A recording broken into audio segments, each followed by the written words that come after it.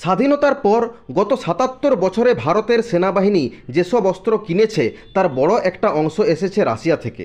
Russia শুধু ভারতের সবচেয়ে বড় অস্ত্র সরবরাহকারী নয়, বরং ভারতও বহু বছর ধরে রাশিয়ার সবচেয়ে বড় ক্রেতা ছিল। কিন্তু গত কয়েক বছরে এই সমীকরণ অনেকটাই বদলে গেছে। ভারত এখন নিজেই অনেক আধুনিক অস্ত্র তৈরি করছে, আর যেগুলো কেনা হচ্ছে তার বেশিরভাগই আমেরিকা, ফ্রান্স বা ইসরায়েলের মতো দেশ থেকে।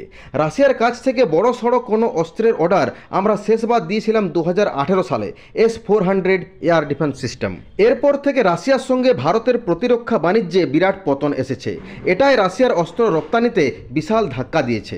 এমনকি গত কয়েক বছরে তো চীনও রাশিয়াকে পেছনে ফেলে দিয়েছে অস্ত্র রপ্তানিতে। রাশিয়া বারবার ভারতকে তাদের অত্যাধুনিক অস্ত্র অফার করেছে, যেমন S-500, S-400 এর manufacturing, super stealth fighter jet ইত্যাদি। কিন্তু ভারত কোনো অফারে আগ্রহ দেখায়নি। রাশিয়া যে অর্থে অস্ত্র বিক্রি করে, নতুন অস্ত্র তৈরি করে, সেটার উৎসও বন্ধ হয়ে গেছে। ভারত, যাদের প্রতিরক্ষা বাজেট বিশ্বের 5 নম্বরে, এখন রাশিয়ার ডিফেন্স ইন্ডাস্ট্রিতে টাকা ঢালছে না। ফলে রাশিয়া চরম সংকটে পড়েছে। কিন্তু এবার রাশিয়া খেলেছে তার শেষ তাস। তাদের সবচেয়ে ভয়ঙ্কর অস্ত্র R-37M মিসাইল। এই মিসাইলকে বলা হচ্ছে বিশ্বের সবচেয়ে শক্তিশালী এয়ার টু এয়ার মিসাইল, কারণ এটি হাইপারসোনিক। এর গতি এতটাই বেশি যে একে আটকানো বা ট্র্যাক করা এক প্রকার অসম্ভব। আর সবচেয়ে বড় কথা হলো এর রেঞ্জ 400 কিলোমিটার, যেখানে সাধারণ এয়ার টু এয়ার মিসাইলের রেঞ্জ 100 থেকে 200 কিলোমিটার হয়ে থাকে। এই মিসাইলের সবচেয়ে বিপজ্জনক দিক হলো এটি অ্যাওয়াক্স নামক রাডার প্লেন ধ্বংসে বিশেষভাবে সক্ষম।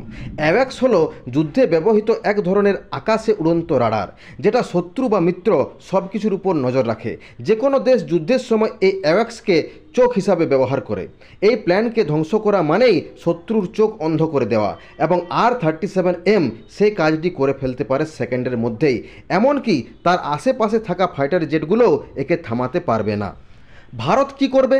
শোনা যাচ্ছে রাশিয়া এই মিসাইল শুধু তখনই ভারতকে দেবে যদি Bharat Sukhoi Su-57 stealth fighter jet কিনে।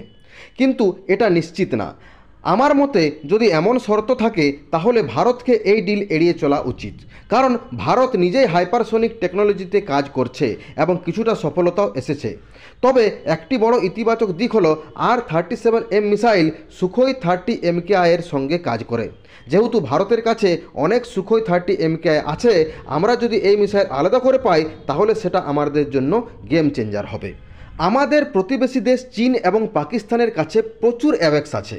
এমনকি পাকিস্তানের কাছে ভারতের থেকেও বেশি অ্যাওয়াক্স আছে, যা তাদের ইলেকট্রনিক ওয়ারফেয়ারের সুবিধা দেয়। এই পরিস্থিতিতে R-37M এর মতো একটি অস্ত্র ভারতের জন্য এক বিশাল শক্তি হতে পারে। এটা শুধু প্রতিরক্ষা নয়, বরং আকাশ যুদ্ধের নিয়মেই বদলে দিতে পারে।